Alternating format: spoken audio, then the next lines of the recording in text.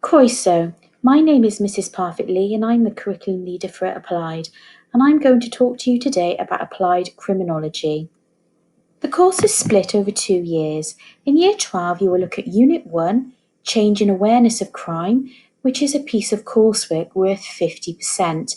In this unit you will be required to create your own campaign to raise awareness.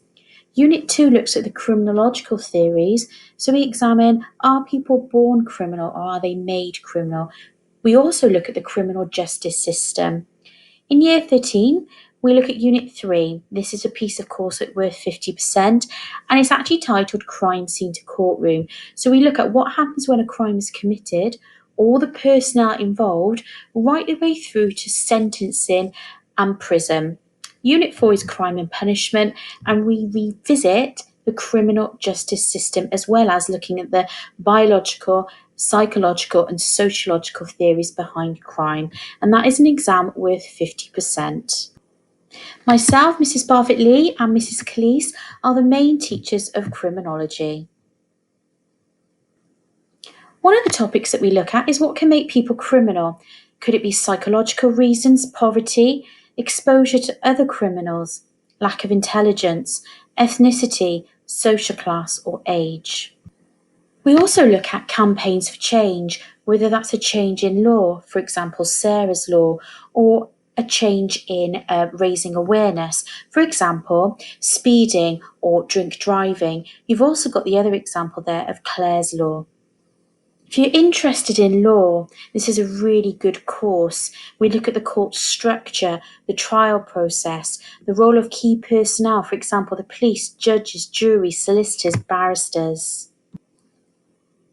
We even look at forensics and some of the techniques, fingerprinting, blood splatter samples, the collection of evidence, surveillance techniques, profiling techniques, the use of national databases, DNA, eyewitness testimonies, observations, and some of the case studies that we use with this are the BTK killer and Ted Bundy. Some of the trips that we've been on is to visit the Forensic House, and this is actually a university in South Wales where you get to talk to students who are studying forensic science, and you also get to visit the house where they actually look at potential crime scenes and how to collect the evidence.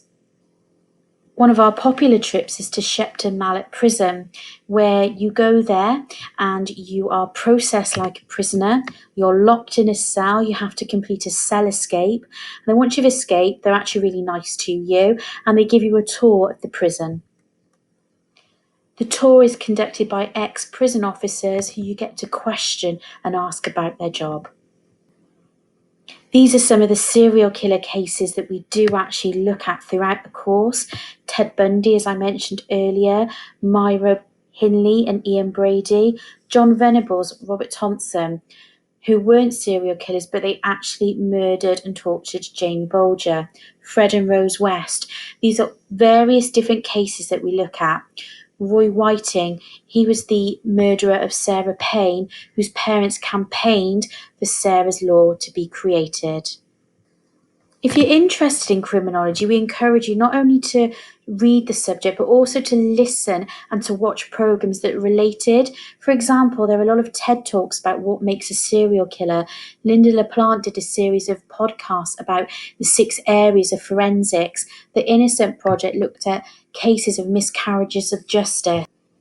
There's a series on BBC iPlayer called Love and Hate Crime, which goes through various different love and hate crimes that have taken place and talk you through the process.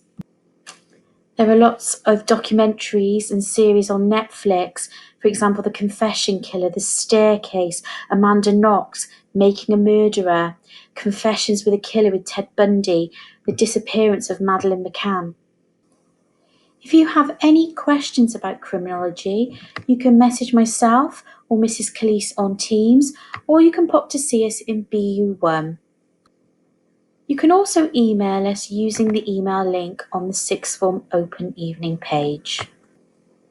I look forward to meeting you and hopefully teaching you all about criminology. Thank you for listening.